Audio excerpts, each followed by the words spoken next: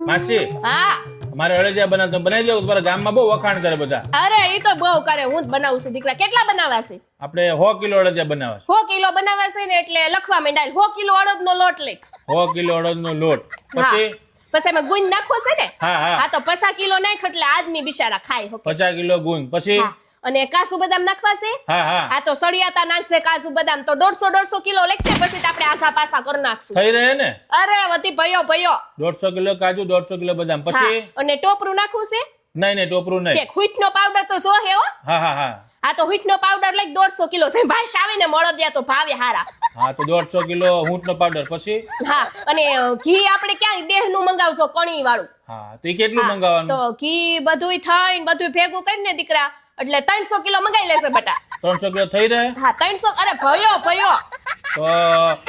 ક્યારે આવું માસી કાલ આવશે કાલ બનાવી દઈશ હારા બનશે ને અરે